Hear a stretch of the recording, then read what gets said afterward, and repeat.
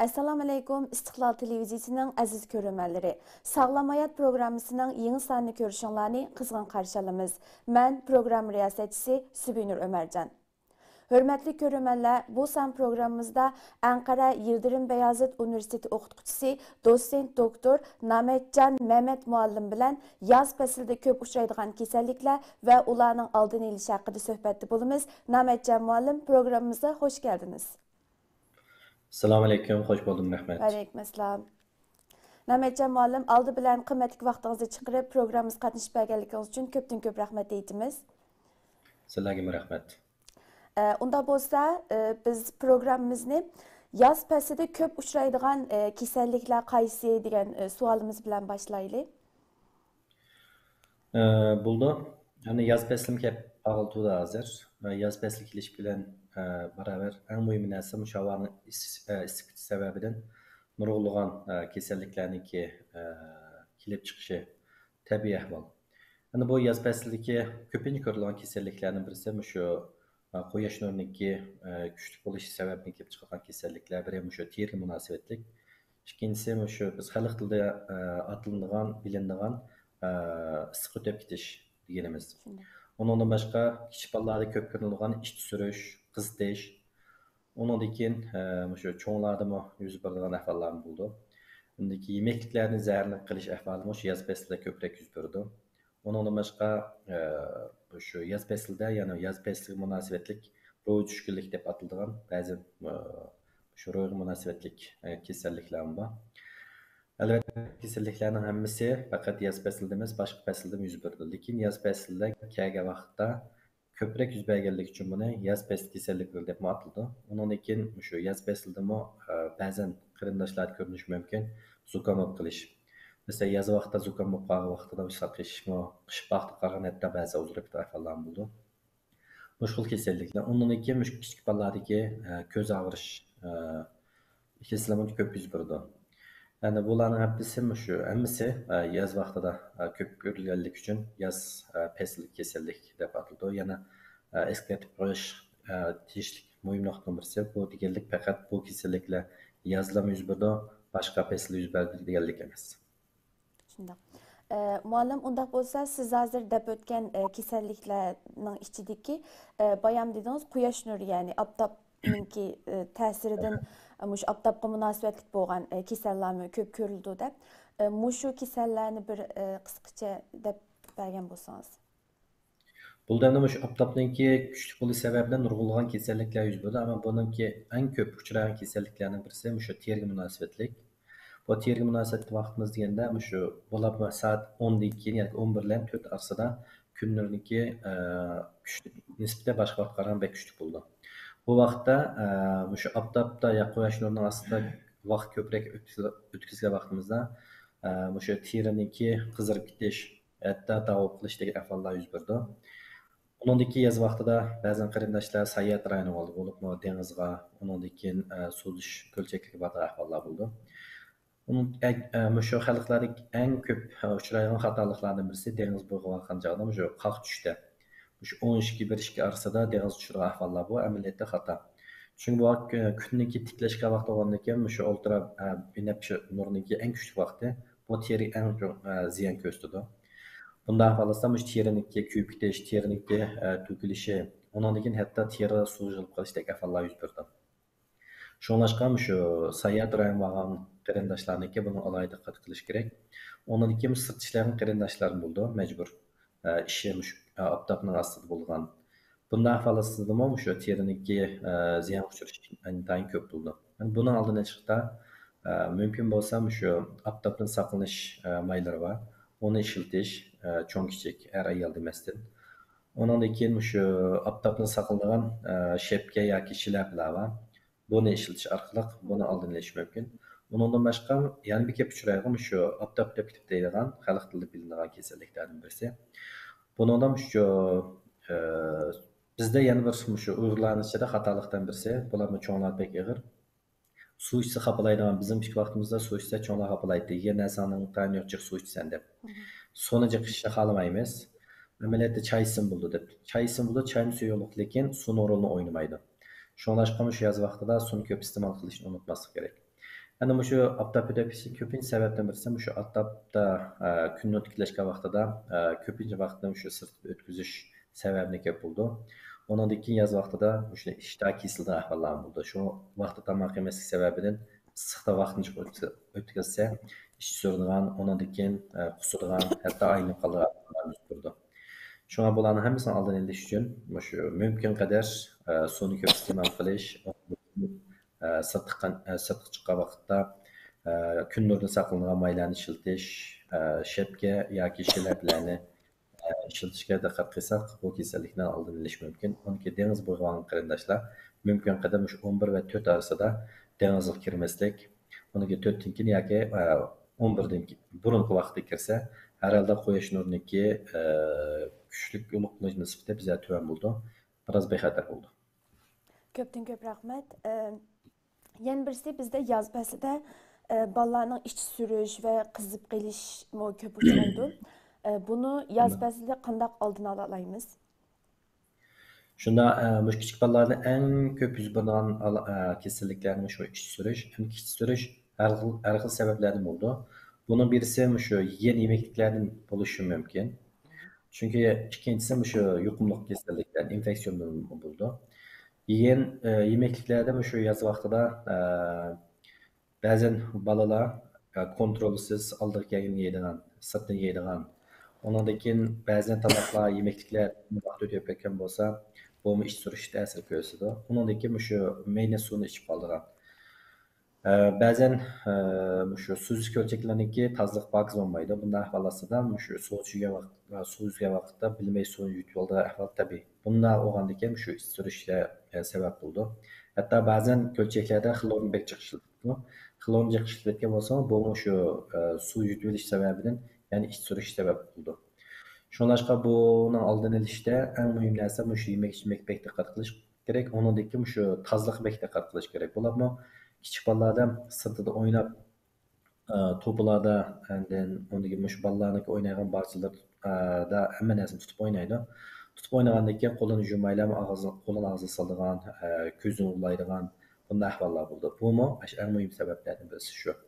Shunlashqa kichik bolalarniki shu ish surish qizishni oldini olish uchun o'sha ota-onalar cho'qim yeydigan ishlarga alohida diqqat qilish kerak. Undan keyin shu suzish ko'lchaklar bo'lgan joyda uni diqqat qilish kerak. Undan boshqa shu tozalik yana bek muhim. Shu qo'lni yuvishga to'xtamay taklif turish kerak. O'ynagan vaqtda qo'llarni yuvib, undan keyin og'ziga bir narsa sol. O'ynagan bolalar bog'chasiga chiqqan joyda o'ynagan vaqtda qo'llarni og'ziga solma degandek tadbirlarni olish orqali buni oldini olish mumkin. Nurg'unlagan kasalliklarniki amaliyot oldini olish usuli bek oddiy. Faqat buni diqqat qilmasa, intayin ig'ir kasalliklar sabab bo'ldi. Bular mush bolalarni ish surib qolsa, buni sal qarash bo'lmaydi. Ish suygan joyda, qo'zg'algan vaqt joyda bu saqlayib qoladi deb yerlik usullarni ishlatish orqali qilaversak, badanda suvsizlanish kelib chiqadi. Undan keyin bu ba'zan ig'ir oqibatlarga sabab bo'lishi mumkin. Köptün köp rahmet. Yana birisi yazda zukam bo'ldigan ahvollarni ko'rildi. Hatto bizda yazda bo'lgan zukam asan saqaymaydi deydigan gaplarmi bor. Unda bo'lsa shu yazda zukam bo'lishining oldini qanday ola olamiz? Yozda zukam bo'lish albatta qish qarg'an joyda bek ko'p bo'lmaydi. Zukam degan vaqt hammamizniki birinchi yo'lab kallamiz keladigan narsa qishlik kasal deb qaraymiz. Albatta to'g'ri, chunki qish fasli eng ko'p yuz beradi havoning o'zgarishi sababidan. Ammo yozda ko'p ko'rildi. Nima uchun degan vaqtda havo isib ketgandan keyin ba'zan oilalarda shu havo tanishuvini ichib qo'yadigan, uningdagi shamol urishni ochadigan, sovuq narsani bek ichadigan ahvollar yuz berdi. Bu badan temperatürasini egizbes qilib turadi. Undan keyin bo'libmi uyda, ishxonada va mashinada shu havo tanishuvini intayin tuvan qilib 16 ga tushirib sal qilinish uchun. Undan keyin darhol sirtga chiqadigan ahvollar yuz qolsa, yoki issiqdan darhol uyga kirib taligan ahvollarda shu havo tanishuvini ichilgan muhitda o'tsa, bu shu zukam keltirib chiqadi.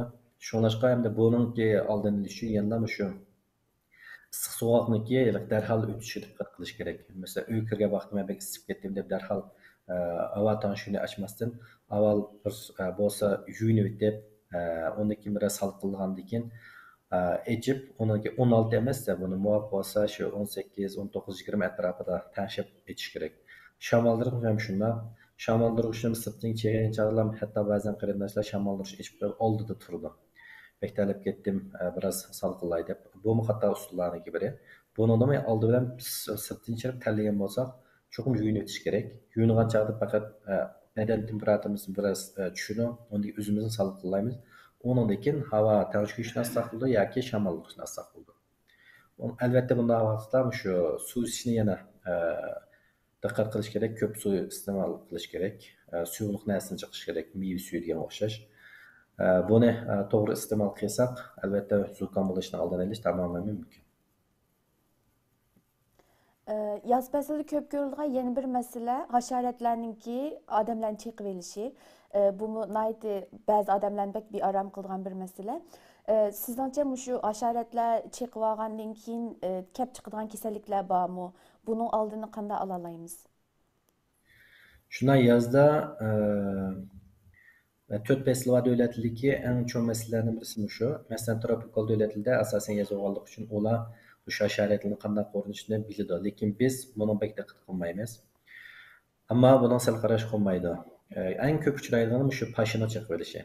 Endi pash chiqib olgan chog'da eng oddiy bo'lgan chog'da tishida qizirib qoldi. Ko'pinchimizning lekin ba'zidan bir intayin ziyon qildi.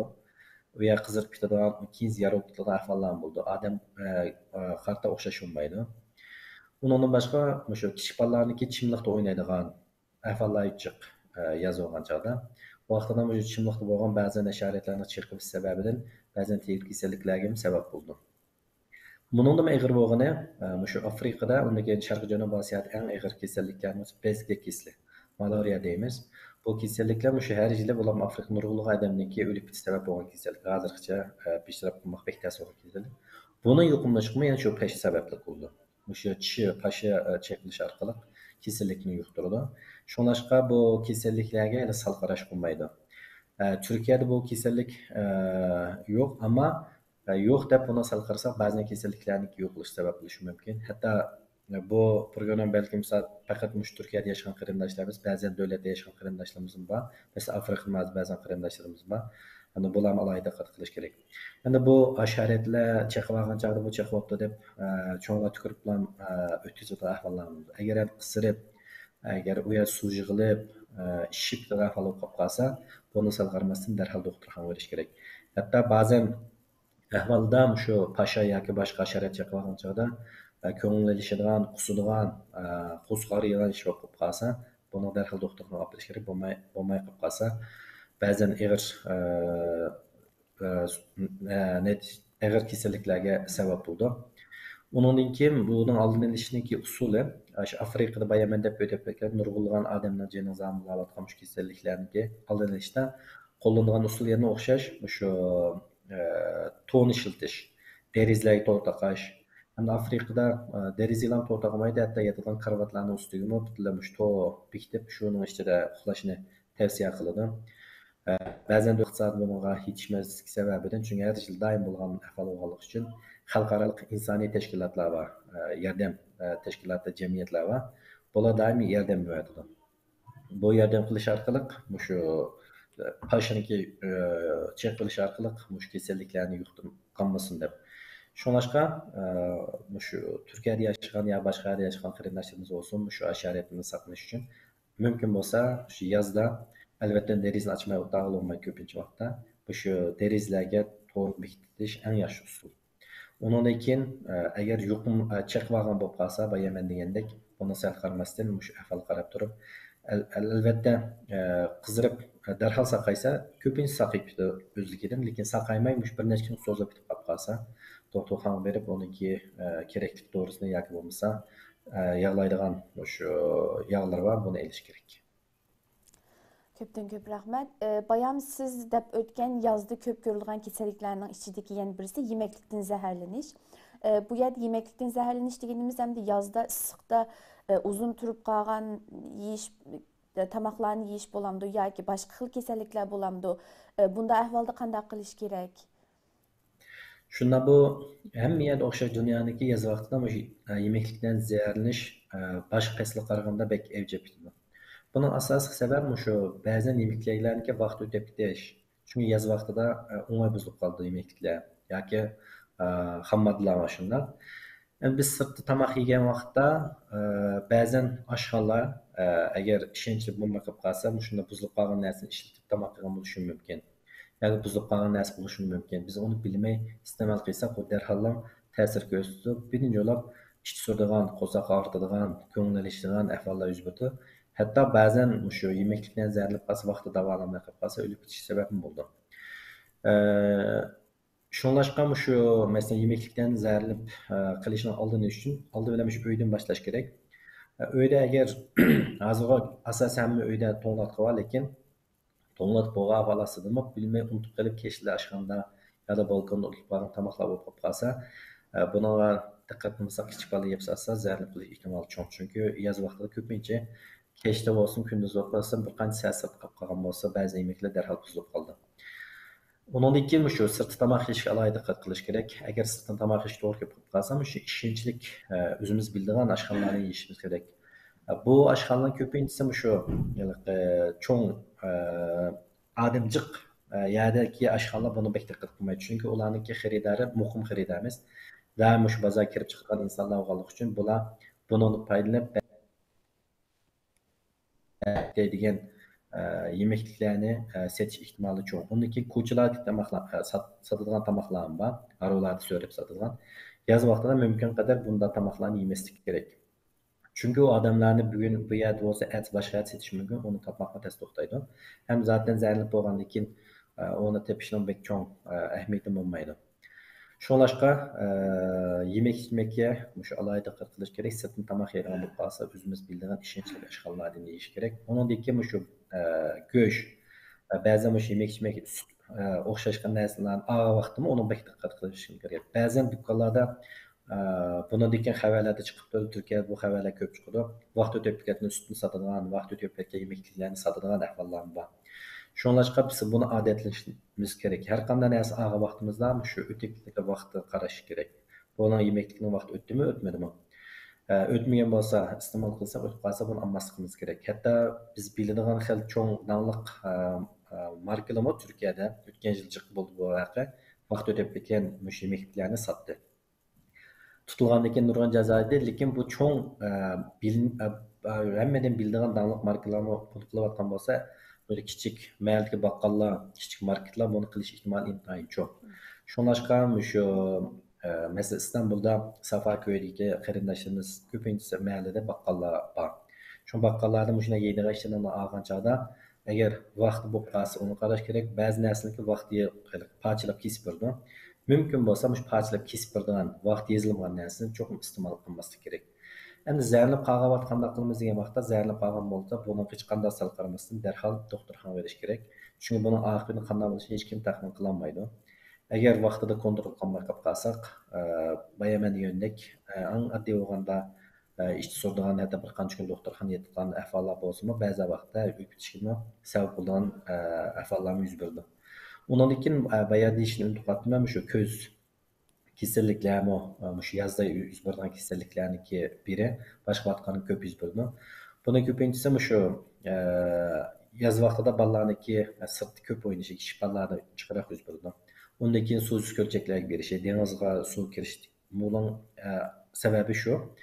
Ana buningda bolalarniki shu qo'l yuvishiga odatlanishga bek diqqat qilishimiz kerak. To'xtamay ota-onalar bolalarimizni topish kerak. Sirtda o'ynasangmi, qo'linglarni ko'zingni tutma, qo'lingni yuvib bundan keyin yuzlaringni ko'zlaringni tut.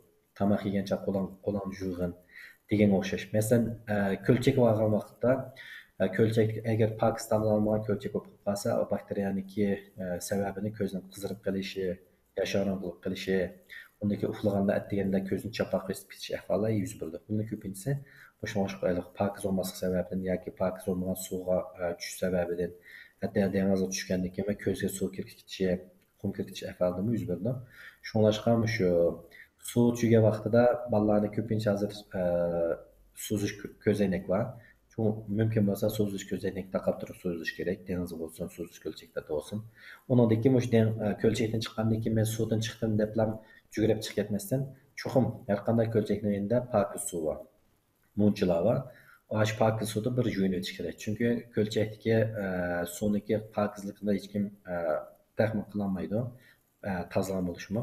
Hatto ba'zan ko'lchaklar tozalagan bo'lgan ahvolasimi xlorni bechik ishlatish sababidanmi bu xil ahvollar yuz berishi mumkin.